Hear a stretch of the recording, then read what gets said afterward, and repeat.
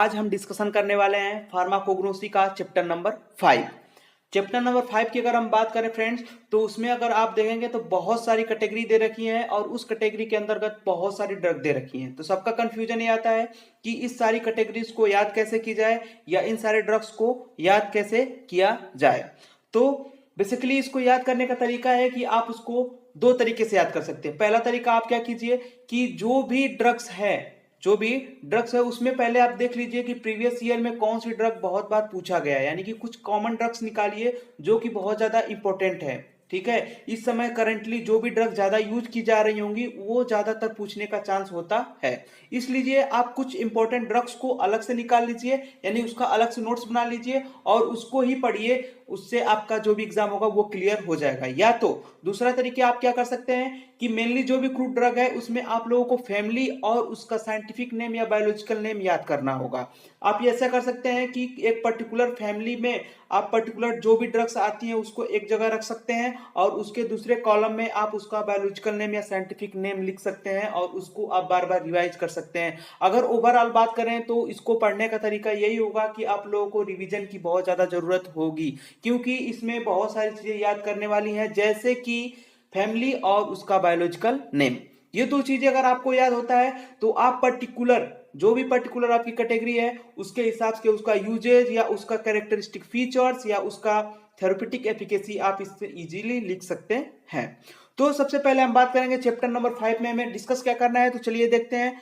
Chapter number 5 में हमें biological sources, chemical constituent और थेरेप्यूटिक एफिकेसी के बारे में बताना है। और वो कैटेगरी कौन कौन सी होगी, तो लैक्सेटिव हो सकती है, cardiotonics, carminative and GI regulator, astringent, drug acting on nervous system, antitussive, antirheumatics, anti tumour, anti diabetics, diuretics, anti dysenteric, antiseptic and disinfectant, anti malarial. और इसके अलावा भी बहुत सारी कैटेगरीज है और बहुत सारी कैटेगरीज की ड्रग भी आप लोगों को पढ़नी है।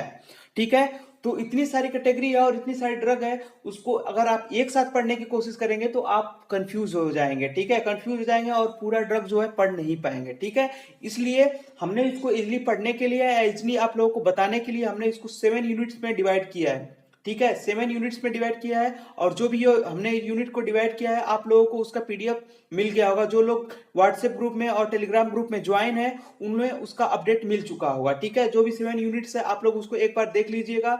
उस 7 यूनिट में जो जो ड्रग पढ़ाई जाएगी उसी हिसाब से हमने यहाँ पे वीडियो लेक्चर्स को स्टार्ट किया है। तो उसके टोटल 7 वीडियो लेक्चर्स बनेंगे, जिससे आपका पूरा जो होगा वो कंप्लीट ड्रग्स, जो कंप्लीट क्रूड ड्रग है वो कवर हो जाएगा। ठीक है फ्रेंड्स, तो चलिए सबसे पहले हम बात करेंगे unit number 1, chapter number 5 pharmacognosy, unit number 1। और उसमें उसके अंतर्गत हमें लैक्सेटिव और कार्डियोटोनिक्स के biological sources, chemical constituent, therapeutic efficacy के बारे में पढ़ना है। ठीक है फ्रेंड्स, तो ये आप लोग ध्यान रखिएगा। आप लोगों को मैं जब भी ये नोट्स बताऊंगा या जो भी वीडियो लेक्चर स्टार्ट होंगे तो उसमें जो भी इंपॉर्टेंट ड्रग्स होगी या जो भी इंपॉर्टेंट ड्रग्स कई बार पूछी गई हैं उसको मैं हाईलाइट करा दूंगा। आप लोग उसको हाईलाइट कर लीजिएगा और उसको अलग से नोट्स बना लीजिएगा या इसी नोट से पढ़िएगा। ठीक है, अगर आप टाइम ऑफ ड्यूरेशन देखेंगे पीसीआई के अकॉर्डिंग तो 34 आवर्स का आप लोगों को टाइम दिया गया है। इसको कंप्लीट करने के लिए जितनी भी ड्रग्स है उसको 34 आवर्स में कंप्लीट करनी है। तो उस टाइम के अकॉर्डिंग जो भी जितना भी हमने नोट्स बनाया है वो सफिशियंट है। इसके अलावा अगर आप किसी बुक से प्रेफर कर रहे हैं तो आप वहां से भी इसमें कुछ पॉइंट ऐड कर सकते हैं। अगर आपको लगेगा कोई पॉइंट इजी है या कोई पॉइंट इंपॉर्टेंट है उसको आप इसमें नोट्स में ऐड कर सकते हैं और उसको पढ़ सकते हैं। तो चलिए हम स्टार्ट करते हैं। सबसे पहले हम पढ़ेंगे कल लैक्सेटिव के बारे में, लैक्सेटिव क्या होते हैं और वो कैसे काम करते हैं, ये सारी चीजें हम जानेंगे। The drug are the loose the bowel intestine are the drug producing increasing and hosting intestinal evacuation। यानी लैक्सेटिव उस टाइप की ड्रग होती है जो कि हमारे इंटेस्टाइनल वेस्टेज या जो भी हमारा फीकल मैटर, ठीक है, ये जो भी हमारा बाउल्स है उसको क्या करता है, लूज करने का काम करता है। यानी कि जो हमारा इंटेस्टाइन है यानी कि आंत है, आंत में जो भी हमारा वेस्टेज मटेरियल है यानी कि उसको बाहर निकालना है तो उसको क्या करने का काम करता है, लूज करने का काम करता है और इजिली उसको इंटेस्टाइन से बाहर निकालने में हेल्प करता है। उसे ही हम क्या बोलते हैं, लैक्सेटिव बोलते हैं। Laxative are indicate as in constipation and evacuation of the bowel prior to diagnostic procedure or surgery। Laxative क्या है, कॉन्स्टिपेशन में भी यूज किया जाता है। जब कॉन्स्टिपेशन में बेसिकली क्या होता है कि इंटेस्टाइन के अंतर्गत क्या होता है, जो आपका वेस्टेज मटेरियल है वो फंसा हुआ रहता है, ठीक है। तो लैक्सेटिव क्या करता है, उसको इजिली ढीला कर देता है, जिससे वो क्या होता है, पास आउट हो जाता है, ठीक है। इसके अलावा जो भी हमारा सर्जरी प्रोसीजर होता है या कोई डायग्नोसिस किया जाता है तो उसमें भी लैक्सेटिव का यूज किया जाता है, ताकि आपका जो इंटेस्टाइन है वो क्या हो जाए, फ्री हो जाए, ठीक है। इंटेस्टाइन क्या हो जाए, फ्री हो जाए, जिसके मूवमेंट के बारे में हमें पता लग सके, ठीक है। ड्यूरिंग द सर्जरी इसका यूज किया जाता है। अगर इसकी एग्जाम्पल की बात करें तो एलोए, कैस्टर ऑयल, स्फेगुला और सेना। अगर इसमें इंपॉर्टेंट की बात करें तो एलोए बहुत ज्यादा इंपॉर्टेंट है, इसके अलावा स्फेगुला, ये जो दो ड्रग है वो बहुत ज्यादा इंपॉर्टेंट है, कई बार एग्जाम में पूछा गया है, इसलिए आप इसको इंपॉर्टेंट मार्क कर लीजिएगा। और एट लिस्ट इसके बायोलॉजिकल नेम और फैमिलीज के बारे में आप लोग ध्यान रखेंगे, ठीक है। चलिए नेक्स्ट हम बात करते हैं एलोए के बारे में। सिनोनिम्स की अगर बात करें तो एलोए वेरा, गोल्डन सील, कैलेंड्यूला, और इसकी जो फैमिली होगी वो क्या है, लिलिएसी। यानी कि इसका सिनोनिम्स अगर आप लोगों को तीन नहीं एक ही याद होता है तो आप लोग यदि एक ही याद कर लेंगे। फैमिली आप लोगों को याद करनी है, कौन सी है, लिलिएसी। तो एलोवेरा की फैमिली हो गई लिलिएसी। बायोलॉजिकल सोर्सेज की अगर हम बात करें, it is dried juice of the leaf of the Aloe barbadensis, Miller, Curacao aloes, ठीक है। ये क्या होता है, जो एलोवेरा होता है उसके हम क्या डायरेक्ट ड्राइड जूस को यूज करते हैं, ठीक है। जो भी एलोवेरा की जो पत्तियां होती हैं उसमें से क्या जूस निकाला जाता है और उसी का यूज करते हैं, चाहे हम जिस प्रकार से यूज करें उसके जूस को ही यूज करते हैं। और ये इसका बायोलॉजिकल नेम है एलोए बार्बाडेंसिस। इसका जो बायोलॉजिकल नेम है क्या है, एलोए बार्बाडेंसिस, ठीक है। एलोए बार्बाडेंसिस इसका बायोलॉजिकल नेम होता है। आप लोग ध्यान रखिएगा, जब भी बायोलॉजिकल नेम लिखिएगा तो या तो आप लोग इटैलिक लैंग्वेज में लिखिएगा जैसे हमने ये लिखा है एलोए बार्बाडेंसिस, या तो आप लोग अगर नॉर्मल लैंग्वेज में लिखते हैं तो एलोए को अलग से अंडरलाइन कर दीजिएगा और बार्बाडेंसिस अलग से अंडरलाइन कर दीजिएगा। एलोए जो होगा वो जीनस को रिप्रेजेंट करेगा और बार्बाडेंसिस जो होगा वो स्पीसीज एपिथिएट को रिप्रेजेंट करेगा। अगर आप लोग नॉर्मल लैंग्वेज में लिखेंगे तो इसको आप लोग सेपरेटली अंडरलाइन कर दीजिएगा। और ये हो गया साइंटिस्ट का नाम। साइंटिस्ट के नेम लिखते समय आप लोगों को ना तो इटैलिक लैंग्वेज यूज करनी है और ना ही अंडरलाइन करना है, ठीक है। और ध्यान रखिएगा कि जब भी आप लोग बायोलॉजिकल नेम लिखिएगा तो जो फर्स्ट लेटर होगा, यानी जो जीनस का जो फर्स्ट लेटर होगा उसको कैपिटल लेटर, बाकी जो भी होगा सब स्मॉल लेटर में लिखने की कोशिश कीजिएगा।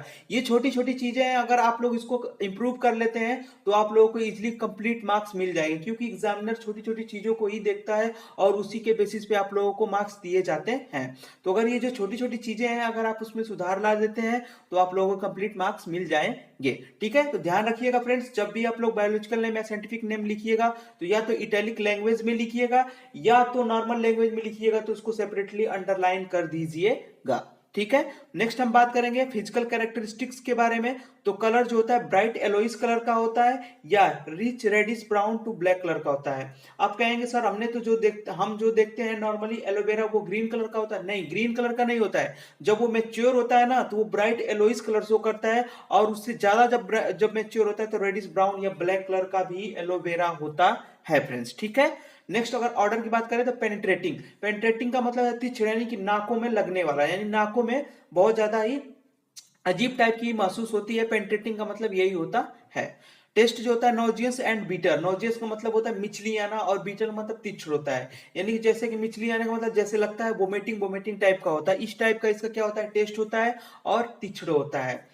और साइज होती है वेरियस साइज, बहुत सारे साइज के एलोवेरा आते हैं तो इसलिए इसकी साइज को कोई कंफर्मेशन नहीं है, इसलिए वेरियस साइज आप लिख देंगे। केमिकल कंस्टिट्यूएंट की अगर बात करें, aloe contains the aloe coloured crystalline substances known as aloe barbaloin, carbon glycoside, resin and aloe एमोइडीन।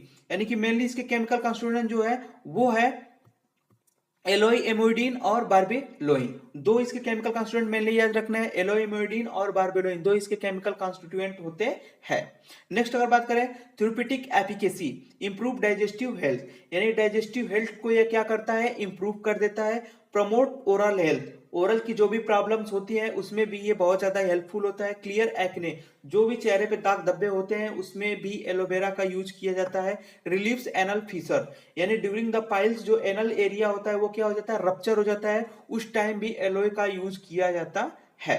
It is used as the irritant purgative, irritant purgative के रूप में भी। परगेटिव क्या होता है, लेक्जेटिव से हायर एक्टिविटी करता है उसे क्या बोलते हैं, परगेटिव बोलते हैं। इरिटेंट का मतलब होता है उत्तेजना, ठीक है, उत्तेजक यानी बहुत तेजी से परगेटिव की तरह भी यूज किया जाता है। It use to the cosmetic and protective cosmetic और प्रोटेक्टिव के रूप में भी इसका यूज किया जाता है। It also use for the treatment of radiation burn, radiation के द्वारा जो भी बर्निंग हो जाती है उसमें भी एलोवेरा का यूज किया जाता है। ठीक है, तो ये मान लीजिए पर्टिकुलर कैटेगरी का ये पर्टिकुलर यूजेज है। आप लोग बस बेसिकली इसका जो फैमिली है यानी फैमिली कौन सी थी, लिलिएसी, और इसका जो बायोलॉजिकल नेम था वो आप लोग इजिली याद रखेंगे तो आप लोग सारी चीजें इजिली लिख ले जाएंगे। ठीक है, नेक्स्ट हम आगे बात करेंगे कैस्ट्रॉल ऑयल। सिनोनिम्स है ओलियम रैसिनी, इसका सिनोनिम्स होता है oleum ricini. Family Euphorbiaceae VSC, biological source, it is the fixed oil obtained by the cold expression of the kernels of the cyst of the Ricinus communis। ये इसका biological name है Ricinus communis, याद रखिएगा। Ricinus communis जो होता है इसका biological name होता है, और ये कोल्ड एक्सप्रेशन के द्वारा यानी जो सीड होता है ना, सीड का जो कर्नल वाला पार्ट होता है, सीड के अंदर जो पार्ट होता है उसी के कर्नल से कोल्ड एक्सप्रेशन द्वारा इसका एक्सट्रैक्शन किया जाता है।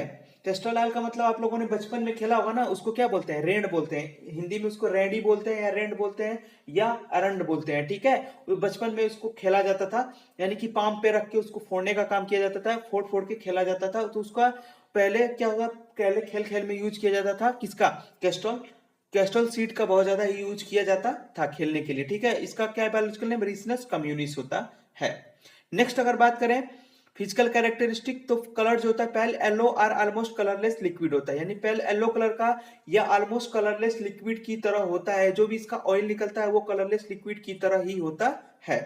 ऑर्डर की बात करें नोजिएटिंग, मतलब कि मिचली की तरह, यानी इससे भी लगता है कि वोमिटिंग टाइप का होगा, तो इसका ये ऑर्डर होता है। टेस्ट स्लाइटली एक्रिड होता है, यानी सैक्रिड तिरछ टाइप का भी इसका भी टेस्ट होता है। केमिकल कंस्टिट्यूएंट की बात करें तो ट्राइग्लिसराइड ऑफ रिसिनोलिक एसिड, इसमें रेसिनोलिक एसिड का ट्राइग्लिसराइड पाया जाता है। फैटी एसिड पाया जाता है। आइसोरिसिनोलिक, लिनोलिक, स्टीयरिक एंड आइसोस्टीयरिक एसिड भी पाया जाता है।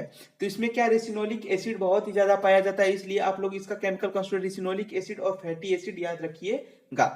नेक्स्ट हम बात करेंगे थेरेप्यूटिक एफिकेसी, तो castor oil use as the cathartics. Cathartics का मतलब ये भी होता, यही होता है कि जो भी इंटेस्टाइनल वेस्टेज है उसको इजिली बाहर निकाल दे, वो भी कैथरेटिक्स ही होते हैं। तो यानी इस तरह ये एक तरह से कैथरेटिक्स के रूप में भी यूज किया जाता है। It also used for the lubrication commercially, और कमर्शियली लेवल पे इसका यूज लुब्रिकेशन होता है। बहुत सारे ऑयल आप लोगों ने सुना होगा, ऑयल का यूज किस में किया जाता है, मोबिल आप लोगों ने सुना होगा ना, मोबिल, वो भी एक ऑयल ही होता है, लुब्रिकेशन के रूप में यूज किया जाता है। इसी प्रकार जो कैस्टर ऑयल होता है ये भी लुब्रिकेशन की तरह यूज किया जाता है। Castor oil can be use to the irritant stimulant laxative, यानी स्टिमुलेंट लेक्सेटिव की तरह भी यूज किया जाता है। Castor oil is the naturally emollient and the few drops में also be use to the remedy dry skin, यानी जो ड्राई स्किन हो जाती है उसको स्मूथ करने के लिए भी कैस्टर ऑयल का यूज किया जाता है। मसाज ऑयल के रूप में यूज किया जाता है, और हेयर ट्रीटमेंट के लिए भी कैस्टर ऑयल का यूज किया जाता है। Castor oil contain ricinoleic acid और fatty acid that comprises about 90% of the oil. अगर हम बात करें कैस्टर ऑयल में, तो कैस्टर ऑयल का जो 90% होता है वो रिसिनोलिक एसिड और फैटी एसिड से मिलकर बना हुआ होता है। तो जो दो केमिकल कॉन्स्टिट्यूएंट है रिसिनोलिक एसिड और फैटी एसिड, आप दोनों ये केमिकल कॉन्स्टिट्यूएंट याद रखेंगे। ठीक है, इसके अलावा जो इसकी फैमिली थी वो याद रखेंगे, और इसका जो भी बायोलॉजिकल नेम था उसको याद रखेंगे। ठीक है, आप सबसे अच्छा क्या कीजिए कि आप एक चार्ट बना लीजिए, चार्ट में आप लोग उसका फैमिली लिख लीजिए और उसका जो होता है बायोलॉजिकल नेम लिख लीजिए। उसी को कई बार आप रिवाइज कर लेंगे तो आप लोगों को वो याद हो जाएगा। ठीक है फ्रेंड्स, नेक्स्ट आगे हम बढ़ेंगे स्पैगुला। ये बहुत ही ज्यादा इंपॉर्टेंट है, ये भी कई बार पूछा गया है। सिनोनिम्स की अगर बात करें इसबगोल या स्पैगोल, आप लोगों ने इसबगोल की भूसी मेडिकल स्टोर पे आप लोगों ने देखा होगा, स्पैगोल की भूसी या साइलियम की भूसी, जो भी आप लोगों ने पढ़ा होगा वो क्या होती है, यही होता है, स्पैगुला होता है। फैमिली प्लांटिजिनियेसी, और बायोलॉजिकल सोर्स की अगर बात करें, it consist of the dried seed of the plant known as plantago ovata. ठीक है, इसका बायोलॉजिकल नेम होता है प्लांटेको ओवाटा, और ये किससे निकाला जाता है, तो इसके ड्राइड सीड, जो सीड होती है उसको सुखा के उसका जो भूसी बनाया जाता है उसी का यूज करते हैं हम किसका, स्पैगुला में।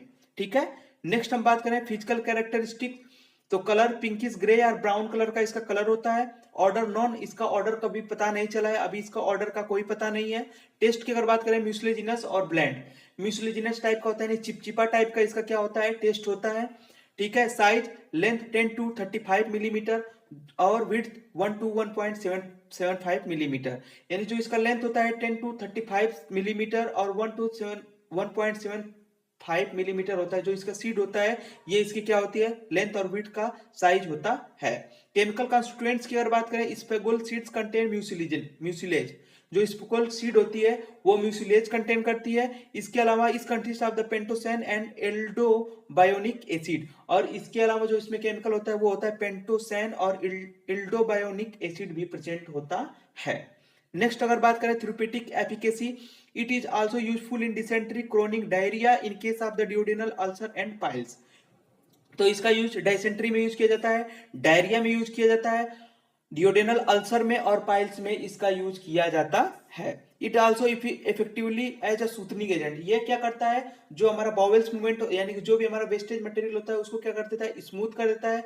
स्मूथ करने की वजह से इसका यूज हम पाइल्स में या सूथनिंग एजेंट के रूप में भी करते हैं। The husk are used as the demulcent, laxative and emollient property, यानी जो इसकी भूसी होती है वो लैक्सेटिव की तरह, डेमल्सेंट और इमोलिफिसेंट की तरह यूज की जाती है। It used as the treatment of the chronic construction amoebic and bacillated dysentery, यानी जो भी अम्योबिक डायसेंट्री या क्रोनिक कंस्ट्रक्शन हो जाता है उसको दूर करने के लिए भी इसका यूज किया जाता है। Ispaghula is used as a treatment of the constipation, और बहुत बार इसका यूज किसमें किया जाता है, तो कॉन्स्टिपेशन में इसका यूज किया जाता है। नेक्स्ट हम बात करेंगे शेना लिप्स, इसका सिनोनिम्स तिन्नेवली शेना और इंडियन शेना, इसका क्या होता है, सिनोनिम्स होता है। और फैमिली लेग्यूमिनोसी। बायोलॉजिकल सोर्स की अगर बात करें, it consist of the dried leaflet of the cassia angustifolia, यानी इसका जो बायोलॉजिकल नेम होता है कैसिया एंग्यूटिफोलिया, और ये ड्राई लिफलेट यानी कि जो भी सेना लिप्स होती है उसको सुखा के उसका यूज किया जाता है।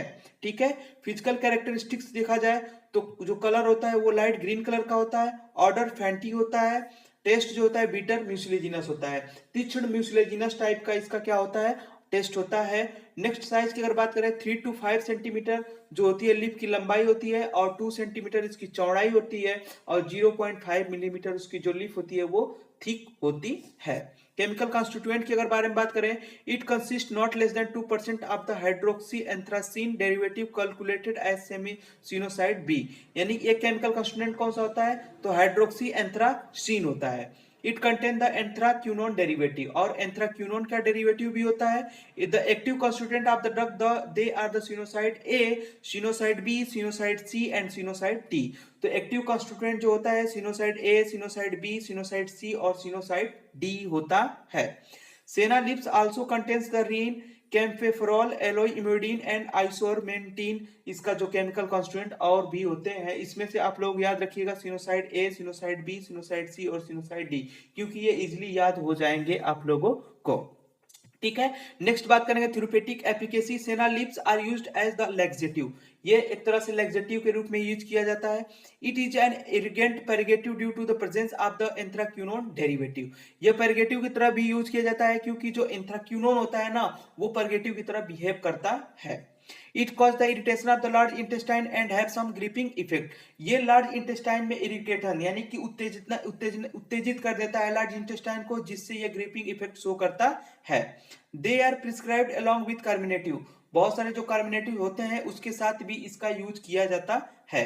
Senna is stimulate the cathartics and exert the action by increasing the tone of the smooth muscle in the large intestine, और सेना क्या करता है, सेना जो लार्ज इंटेस्टाइन होती है उसके जो उसमें स्मूथ मसल्स पाई जाती है उसके कंट्रक्शन को बढ़ा देता है, और जैसे ही उसका कंट्रक्शन बढ़ जाएगा तो जो हमारा जो बॉवेल मूवमेंट है या वेस्टेज मटेरियल है वो इजिली बाहर चला जाएगा।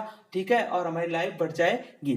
ठीक है, तो ये होता है सेना का यूज। इसमें हमने 4 ड्रग्स के बारे में पढ़ा, पहले हमने पढ़ा एलोई के बारे में, नेक्स्ट पढ़ा हमने कैस्ट्रोल ऑयल के बारे में, उसके बाद पढ़ा स्पेगुला, और लास्ट हमने पढ़ लिया सेना लिप्स के बारे में। आप लोग कोशिश कीजिएगा आप लोग की इसका बायोलॉजिकल नेम और उसके अलावा उसकी फैमिली याद रखी जाए। ठीक है, नेक्स्ट हम बात करेंगे कार्डियोटोनिक्स। कार्डियोटोनिक्स क्या होती है, कार्डियोटोनिक्स एसिड ड्रग्स होती है जो कि कार्डियक मसल और कार्डियक एक्टिविटी को इंप्रूव करता है, उसी को हम क्या बोलते हैं, कार्डियोटोनिक्स बोलते हैं।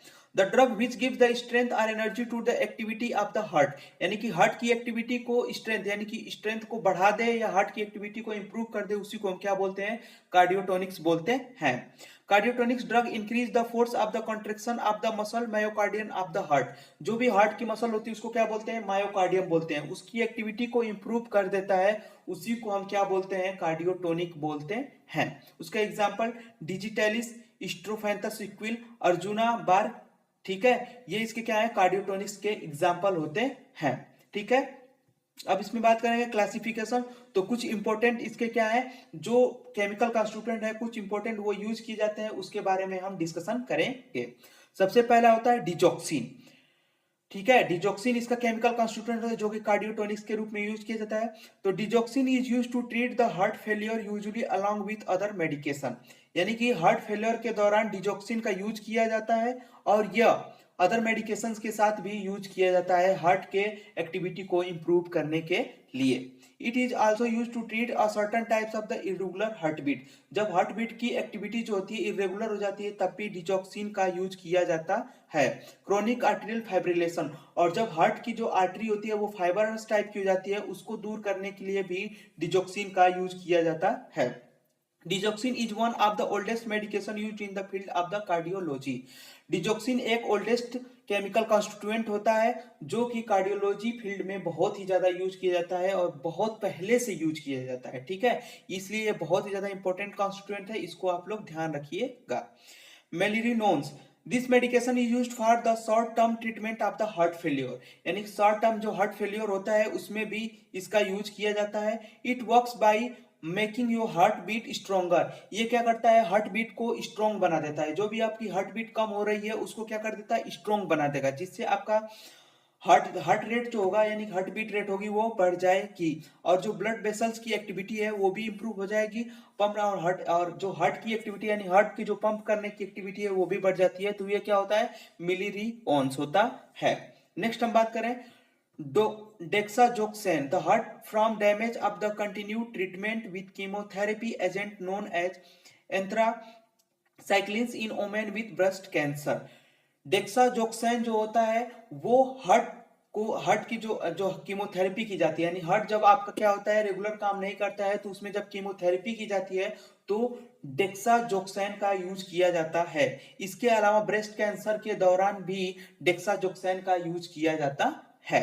Phenyl एफ्रीन is the decongestant that is used to treat stuffy nose and sinus congestion caused by the common cold, hay fever or other allergies। Phenylephrine का यूज भी कार्डियोटोनिक्स के रूप में यूज किया जाता है। फिनाइल एफ्रीन बेसिकली क्या करता है कि जो भी जो भी हमारी आर्टरीज है वो जब नैरो हो जाती है उसको क्या कर सकता है, उसको इंप्रूव करने का काम करता है, उसकी एक्टिविटी को बढ़ाने का काम करता है, इसलिए इसका यूज किया जाता है कार्डियोटोनिक्स के रूप में। नेक्स्ट हम बात करें lisinopril. Lisinopril is use to treat the high blood pressure, यानी हाई ब्लड प्रेशर के दौरान भी लिसोनोप्रिल का यूज किया जाता है। ठीक है, dopamine is a medication for a substance that occurs naturally in the body. It works bye improving the pumping strength of the heart and improve the blood flow of the kidney. Dopamine जो होता है वो हमारी body के अंतर्गत secrete होता है, हमारी बॉडी के अंतर्गत बढ़ता है और ये हमारी क्या करती है, हार्ट की पंपिंग एक्टिविटी को इंप्रूव कर देता है। इसके अलावा किडनी से जो ब्लड के फिल्ट्रेशन होता है उसकी एक्टिविटी को भी इंप्रूव कर देता है। तो ये हो गया कुछ केमिकल कॉन्स्टिट्यूएंट जो कि हमारे हार्ट एक्टिविटी को इंप्रूव करने के लिए यूज किए जाते हैं। ठीक है, ये चीजें आप लोगों को ध्यान रखनी होगी। ठीक है, सबसे अब इसमें बात करेंगे ड्रग्स के बारे में। तो सबसे पहला इसमें ड्रग्स है डिजिटैलिस होता है, यहाँ पे देखिए बाय मिस्टेक डिजिटैलिस होना चाहिए, डिजिटैलिस यहाँ पे स्पेलिंग मिस्टेक है, थोड़ा आप लोग इसको बना लीजिएगा। Digitalis synonyms, digitalis leaves, foxgloves leaves, और इसकी जो फैमिली होती है स्कोफ्लुरेसी, इसकी जो फैमिली होती है स्क्रोफ्लेरिएसी इसकी फैमिली होती है। बायोलॉजिकल सोर्स के अगर बारे में बात करें, it consist of the dried leaf of digitalis purpurea, यानी कि ये भी डिजिटैलिस एंड ड्राइड लीफ से इसकी जो ड्रग होती है क्रूड ड्रग होती है ड्राइड लीफ से बनाया जाता है और इसका नाम क्या है, डिजिटैलिस परप्यूरिया। और इसको क्या किया जाता है, 60 डिग्री से कम टेम्परेचर पे रखा जाता है और ये लीफ से कलेक्ट किया जाता है। नेक्स्ट फिजिकल कैरेक्टरिस्टिक्स के बारे में बात करें तो colour dark greyish green colour का होता है, ऑर्डर स्लाइट होता है, टेस्ट बीटर, और जो साइज होता है 10 टू 40 सेंटीमीटर लॉन्ग और 4 टू 20 सेंटीमीटर वाइड होता है। केमिकल कंस्टिट्यूएंट की अगर बात करें तो cardiac glycoside कार्डियोनोलोडाइडेज 0.2 to 0.45% per purine glycosides. They also contain few other glycoside like adenoside H, glucogitaloxine, gitaloxine, verodoxin and glucoverodoxin, ये इसके केमिकल कॉन्स्टिट्यूएंट होते हैं। आप लोग कोशिश कीजिएगा 1 से 2 इसके केमिकल कॉन्स्टिट्यूएंट याद कर लीजिएगा। बहुत सारे याद करेंगे आप लोग कंफ्यूजन क्रिएट हो जाएगा और कुछ भी याद नहीं होगा, इसलिए आप लोग लिमिटेड चीज याद करने की कोशिश कीजिएगा, क्योंकि ये चैप्टर इतना बड़ा है ना कि पढ़ते रहेंगे तो पढ़ते रहेंगे, बहुत सारी चीजें पढ़ते ही रह जाएंगे। अगर इसके अलावा आप लोग कोई बुक्स प्रेफर कर रहे हैं, अगर वहां से कोई आप लोग इंपॉर्टेंट पॉइंट्स या इजी पॉइंट लग रहे हैं तो आप इसमें इसको ऐड कर लीजिएगा और नोट्स को पूरा पढ़ने की कोशिश कीजिएगा। नेक्स्ट हम आगे बात करेंगे थ्योरेटिक एफिकेसी के बारे में। It is effective in congestive cardiac failure to increase the cardiac output and relieve the venous congestion, यानी कि इसका यूज क्या किया जाता है, कार्डियक फेलियर के दौरान भी इसका यूज किया जाता है, और इसके अलावा कार्डियक आउटपुट को बढ़ाने के लिए इसका यूज किया जाता है, और वेनस कंजेशन, जब आपकी वेन्स होती है, जब आपकी वेन्स को कंजेस्टेड हो जाती है, उसको दूर करने के लिए भी डिजिटलिस का यूज किया जाता है। The drug is also used to slow rate of the ventricular contraction in patient with atrial fibrillation or flutter, यानी कि जब भी आपकी कार्डियक आर्टरी में यानी कि फाइब्रेशन हो जाता है तो आपका जो कार्डियक आउटपुट होगा या आपकी जो हार्ट बीट की रेट होगी वो स्लो हो जाएगी, उसको भी इंप्रूव करने के लिए डिजिटलिस का यूज किया जाता है। Digitalis directly increase the contractile power of the heart muscle, यानी हार्ट मसल की पावर को इंक्रीज करने का काम करता है, और जो वीक आपकी हार्ट मसल जो वीक हो गई है उसको इंप्रूव करने का काम करता है। उसके अलावा कार्डियक मसल को एक्साइटेड करने का भी काम करता है कौन, डिजिटलिस। ठीक है, ये बहुत सारे यूजेज होते हैं डिजिटलिस के। नेक्स्ट हम बात करेंगे अर्जुना। सिनोनिम्स अर्जुना बार्क और अर्जुन। फैमिली क्या है, कॉम्ब्रिटिएसी। बायोलॉजिकल सोर्स की अगर हम बात करें तो arjuna consist of the dried stem bark Terminalia arjuna, यानी ये भी ड्राइड स्टीम से मिलता है, यानी कि टर्मिनेलिया अर्जुना इसका बायोलॉजिकल नेम है, और इसके स्टीम जो होती है उसके बार्क को हम यूज करते हैं। ठीक है, छाल को यूज करते हैं। अर्जुना जो होती है ड्रग के रूप में हम छाल के रूप में यूज करते हैं। केमिकल कॉन्स्टिट्यूएंट की बात करें, it contains the try terpenoids, saponins, arginolic acid, arjunic acid, arginogenic. It also contain beta syntoerol, ये बहुत ही इंपॉर्टेंट केमिकल कॉन्स्टिट्यूएंट है। इलिजिक एसिड एंड अर्जुनिक एसिड, अर्जुनिक एसिड भी बहुत ज्यादा इंपॉर्टेंट है, इसलिए आप लोग केमिकल कॉन्स्टिट्यूएंट भी याद रखिएगा। नेक्स्ट बात करते हैं फिजिकल कैरेक्टरिस्टिक्स। कलर जो होता है ग्रेइश ब्राउन कलर का। ऑर्डर नॉन, यानी कि इसका ऑर्डर अभी पता नहीं चला है। टेस्ट एस्ट्रीजेंट होता है। साइज वेरियस साइज पीसेस के रूप में, इसकी जो छाल होती है यानी कि जो स्टीम बार्क होता है वो पीसेस के रूप में होता है, तो आप किसी साइज का भी पीस आप ले सकते हैं, इसका कोई साइज फिक्स नहीं होता है। जो शेप होता है वो फ्लैट होता है, फ्रैक्चर जो होता है शॉर्ट होता है। ठीक है, जो इसका फ्रैक्चर होता है यानी जो इसका डिवीजन होता है वो शॉर्ट होता है। नेक्स्ट हम बात करेंगे theoretic efficacy. The bark of the arjuna is astringent, sweet, acrid, cooling, athrodistic, urinary astringent and expectorant, but chiefly used in the cardiotonics as improve the blood supply to the heart, यानी इसका बहुत ज्यादा work होता है, लेकिन ये cardiac glycoside के रूप में यूज किया जाता है ब्लड की जो सप्लाई है उसको बढ़ाने के लिए। इसके अलावा यूरिनरी एस्ट्रीजेंट, एक्सपेक्टोरेंट, एफ्रोडिडेसिक के रूप में भी ये बहुत ज्यादा यूज किया जाता है। It also useful in the ulcer treatment, ulcer treatment में भी अर्जुना यूज किया जाता है। फ्रैक्चर्स में भी यूज किया जाता है, सिरोसिस में भी यूज किया जाता है, इस्चेमिक हार्ट डिजीज के रूप में, और हाइपरटेंशन में भी बहुत ज्यादा यूज किया जाता है। ठीक है,